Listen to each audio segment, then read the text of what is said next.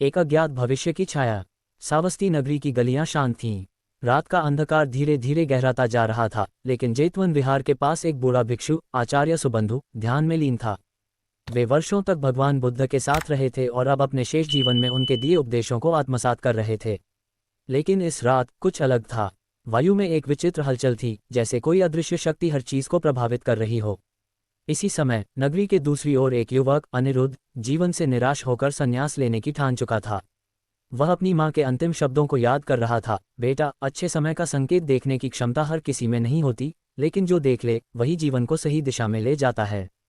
जेतवन विहार की ओर बढ़ते हुए अनिरुद्ध ने देखा कि मार्ग में एक छाया में आकृति खड़ी थी। वह आकृति स्पष्ट नहीं थी, मानो धुंध से बनी हो। उसने केवल इतना कहा, समय बदल रहा है, संकेतों को देखो। अनिरुद्ध घबराकर आगे बढ़ा, लेकिन जब उसने पीछे मुड़कर देखा तो वह आकृति वहां नहीं थी। क्या ये कोई दिव्य संकेत था? कौन था वह रहस्यमय व्यक्ति? क्या ये परिवर्तन का पहला संकेत था? पहला संकेत, अचानक खिले कमल। अगले दिन अनिरुद्ध जेतवन विहार पहुंचा। बुद्ध की अनुपस्थिति में आचार्य सुबंधु ने उसका स्वागत किया। वह कुछ कहता, इससे पहले ही विहार के तालाब में कमल के फूल अचानक खिल उठे। यह आश्चर्यजनक था क्योंकि वे फूल वर्षों से नहीं खिले थे। ये पहला संकेत है, सुबंधु बोले। प्रकृति जब स्वयं उत्तर देने लगे तो समझो समय बदल रहा है। लेकिन ये संकेत किसका था? क्या भगवान बुद्ध ने इसे पहले ही भांप लिया था? दूसरा संकेत, शून्य में गूंजती ध्वनि। अनिरुद्ध अब जेतवन विहार में बस चुका था। आचार्य सुबंधु उसे ध्यान और भिक्षु जीवन की शिक्षा दे रहे थे। लेकिन एक रात जब विहार में गहरी शांति थी, अचानक हवा में एक गूंज उठी। यह कोई साधारण ध्वनि नहीं थी, ये किसी मंत्र की तरह थी, लेकिन स्पष्ट नहीं थी। ऐसा लगा जैसे ये सीधे आत्मा में प्रवेश कर रही हो। अनिरुद्ध ने घबराकर सुबंधु की कुटिया का दरवाजा खटखटाया। आचार्य, आपने वह ध्वनि सुनी? सुबंधु ने अपनी आंखें खोलीं। वे शांत थे, मानो उन्हें ये पहले से पता हो। हाँ, ये दूसरा संकेत है, उन्होंने कहा। जब शून्य भी संवाद करने लगे तो समझो परिवर्तन का समय आ गया है। लेकिन ये ध्वनि कहाँ से आ रही थी? अनिरुद्ध ने पूछा। आचार्य सुबंधु मुस्कुराए। क्या तुमने कभी सुना है कि आत्मा भी पुकार सकती है? अनिरुद्ध इस उत्तर को समझ नहीं पाया। आखिर यह रहस्यमय ध्वनि क्या थी?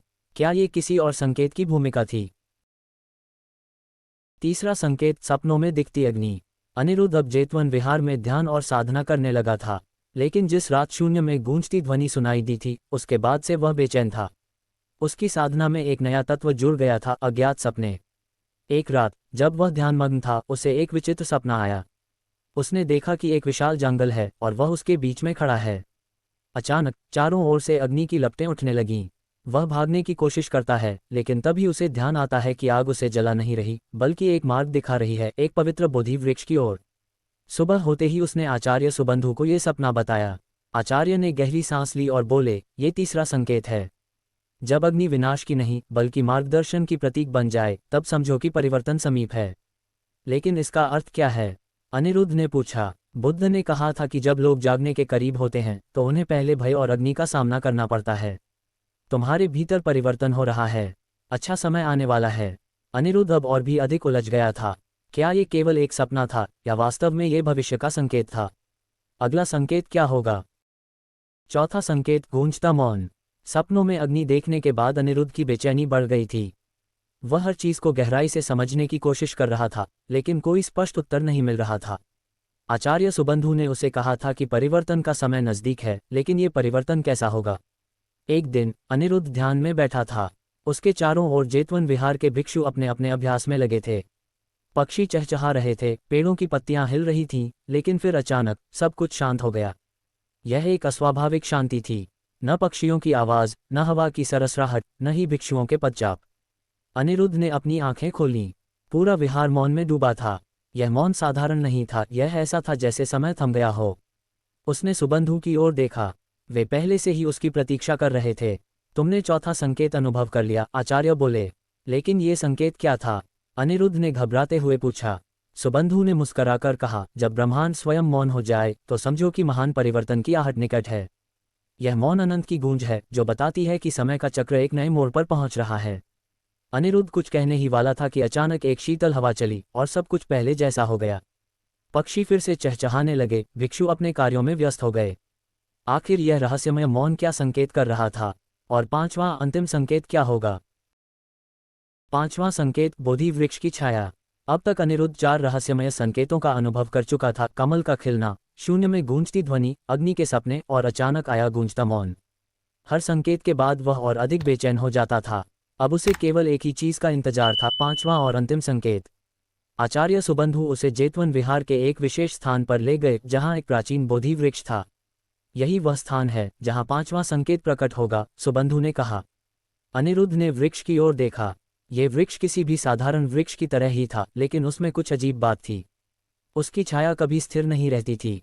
इस वृक्ष की छाया को देखो, आचार्य बोले। अनिरुद्ध ध्यान से देखने लगा। दोपहर का समय था, लेकिन वृक्ष की छाया धीरे धीरे बदल रही थी। पहले वह लंबी हुई, फिर छोटी, फिर मानो वह एक आकृति का निर्माण करने लगी।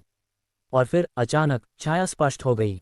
वह एक ध्यानमग्न व्यक्ति की आकृति थी, ठीक उसी मुद्रा में जिस मुद्रा में भगवान बुद्ध बोधि वृक्ष के नीचे बैठे थे। अनिरुद्ध स्तब्ध रह गया। ये 5वां संकेत है, आचार्य सुबंधु ने गहरी आवाज में कहा। जब प्रकृति स्वयं भगवान बुद्ध की छवि प्रकट करे तो समझो कि सत्य का द्वार खुल चुका है। अनिरुद्ध को अचानक सब कुछ समझ में आने लगा। 5 संकेत केवल बाहरी परिवर्तन नहीं थे, बल्कि आत्मा के भीतर हो रहे जागरण के प्रतीक थे। वह भूमि पर बैठ गया और पहली बार उसने भीतर की पूर्ण शांति का अनुभव किया। आचार्य सुबंधु ने मुस्कराकर कहा, अब तुम्हें उत्तर मिल चुका है। यह अच्छा समय तुम्हारे भीतर ही था, तुमने केवल उसे पहचान लिया।